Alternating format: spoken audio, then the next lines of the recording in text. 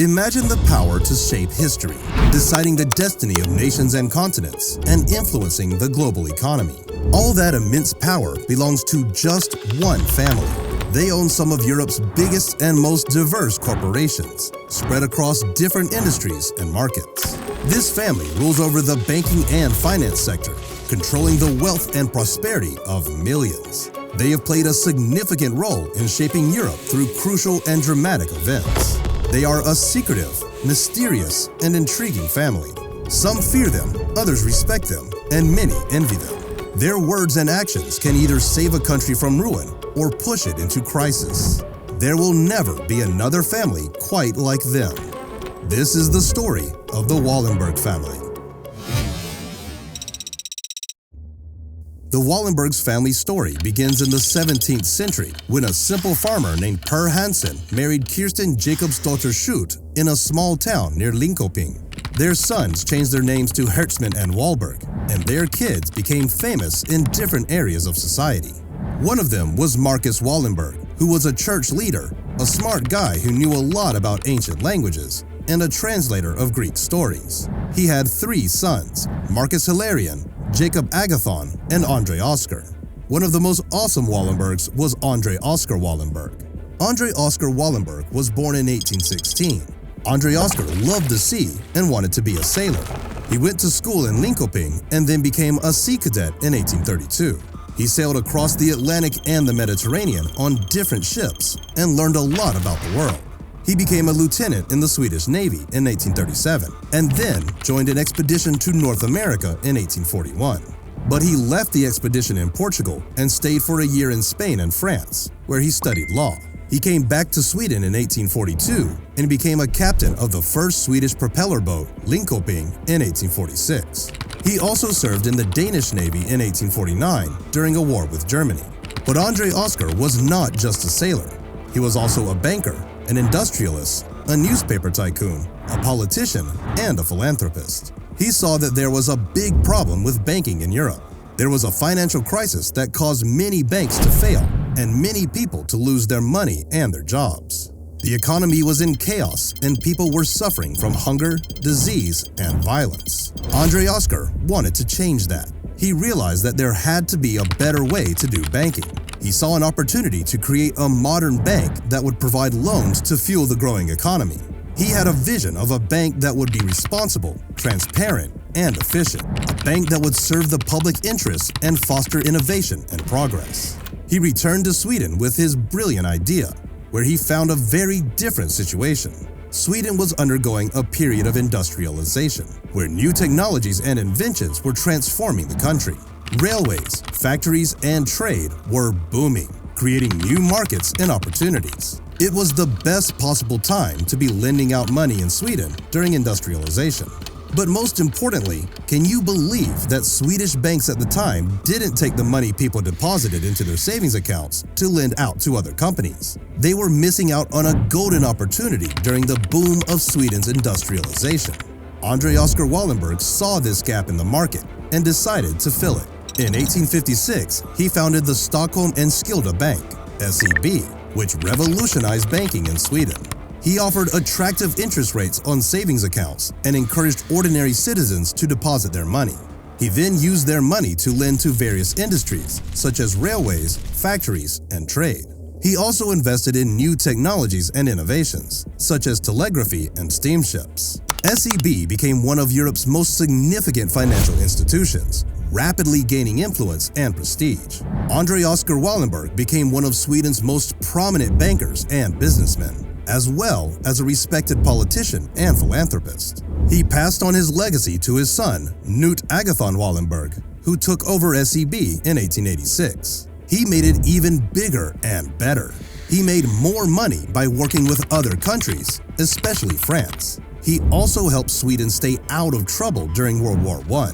Knut Agathon also cared about education and gave a lot of money to start the Stockholm School of Economics in 1903. This school is still awesome today, and the Wallenberg family takes care of it. Knut Agathon was not only good at business and politics, but also good at helping people. He gave his business to his nephew, Jacob Wallenberg, and his brothers Marcus and Ivor, who started a new company called Investor AB in 1916. They used this company to buy parts of other big companies like AstraZeneca, Ericsson, Saab, and Nasdaq. They bought companies from different things like cars, phones, weapons, banks, machines, health stuff, and products that people use every day. They didn't just buy these companies and forget about them. They helped them grow and do better things. They also made sure they were good for the environment and followed the rules. The Wallenberg family was so good at buying companies that they ended up owning a bunch of them.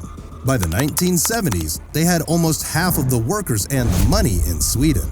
They had a whopping $800 billion, making them one of the richest and most powerful families in the world. But they didn't show off their money or power. They kept it low-key and stayed away from the media. They lived simply and quietly. This made them more mysterious, and people wondered how much they really had and what they really did. Some even said that they ran the whole of Europe, controlling everything that happened there. The Wallenberg family's influence was not confined to business. They also became deeply entwined in the political landscape, utilizing their wealth and power to shape government policies not only in Sweden, but also beyond its borders. The Wallenbergs are the most powerful family in Sweden, and even in Europe. They do all kinds of stuff, like banking, business, politics, diplomacy, and military. They're friends with everyone who matters in Sweden, and they have a lot of sway in the parliament and the government. But they don't just stick to Sweden. They also have a lot of connections and allies all over Europe, from prime ministers to commissioners. They go to these fancy meetings where they make deals and plans with other big shots. They have a say in what happens in Europe, especially when it comes to things that affect their businesses or their vision. For example, they were behind this big idea of making a digital single market in the EU, which would make it easier for people to buy and sell stuff online across different countries. Of course, this was good for Ericsson, which is one of their companies. But they also work with other powerful families and people in Europe. They team up with the Agnellis from Italy, who own Fiat Chrysler and Juventus. They have partnerships in the car and sports industries. They also get along with Bettencourt from France, who owns L'Oreal. They have strategic cross-holdings in each other's companies and do some joint projects. So you see, the Wallenbergs are not just some players in the European game. They're the ones who run the show. But not everyone likes them for what they do. Some people think they have too much power and influence, and that they don't care about the consequences of their actions on other people's lives. The Wallenberg family had a big problem in 2018. It was called the Telia incident. Telia Company, one of their telecom businesses, tried to buy some TV channels in Sweden and Finland. But the EU said no, because it would be bad for competition. They fined Telia a lot of money, and the deal fell apart. Many people blamed the Wallenbergs for this mess. They said it showed how powerful and unregulated they were and how they needed more rules. This hurt the family's image, and people started talking about how they had too much influence in Europe. The Wallenbergs also got some flack for other things. Some people said that they were nepotistic, meaning they favored their own family and friends over others. They said they controlled too many big companies in Sweden through Investor AB, their investment firm. They said this made it hard for other businesses to compete and grow, and that it blocks new ideas and voices. Some people also said they were dodging taxes by using complicated ways of owning their assets. They said this was legal, but not fair, because it made them richer and others poorer. They wanted more tax rules for rich families like the Wallenbergs. The Wallenbergs also had some moral issues with their involvement in wars and conflicts. During World War II, they did business with both the Allies and Nazi Germany. They also bought some important German companies that made weapons and other stuff for the war. They did this to stop the Allies from taking them over, but they also agreed to sell them back to Germany later for a lot of money. They also did some shady things like selling stuff on the black market and laundering money to make more profits from both sides of the war. Some people might think this was smart or neutral, but others might think it was wrong or greedy. But not all Wallenbergs were like that. One Wallenberg, who was a hero, was Raoul Wallenberg. He was a diplomat in Budapest during World War II. He used his job and resources to help thousands of Jews who were in danger of being killed by the Nazis. He gave them passports that said they were Swedish citizens, and he hid them in buildings that he said were Swedish territory. He also set up places where they could get food, medicine, and education. He even saved Jews from trains and marches that were taking them to death camps. He did this by using his diplomatic status and bravery. He is credited with saving between 4,000 and 35,000 lives, earning him the title of righteous among the nations. But Raoul Wallenberg's heroic mission ended sadly in January 1945, when he was captured by the Soviet Union on suspicion of spying. He was taken to Moscow, where he vanished without a trace. Despite many efforts to find out what happened to him, his location and cause of death remain unknown. His disappearance remains one of the greatest mysteries of the 20th century. But as we enter the 21st century, the Wallenbergs face new challenges and opportunities. The world is changing fast, with new technologies, markets, and competitors popping up every day. The Wallenbergs have to change and innovate to keep their relevance and dominance in the global economy. They have done this by going digital and putting their money into new areas like biotech, e-commerce, and AI. They have also spread their wings geographically, reaching out to new places like Asia and Latin America. They have also made friends with other powerful families and groups, such as the Gates Foundation and Alibaba Group. But they have also had some bumps and bruises along the way. For example, they took a big hit in 2016 when Ericsson lost its top spot in the mobile network market to Huawei and Nokia. They also got some bad press for their role in the Dieselgate scandal, where Volkswagen admitted to lying about emissions tests. The Wallenbergs owned a big chunk of Volkswagen through investor AB and had a seat on the board. They have also had to deal with more competition from other rich and powerful families, such as the Kochs, the Ambanis, and the Al Sauds. These families have also made a lot of money and influence in different industries and regions, challenging the Wallenberg supremacy.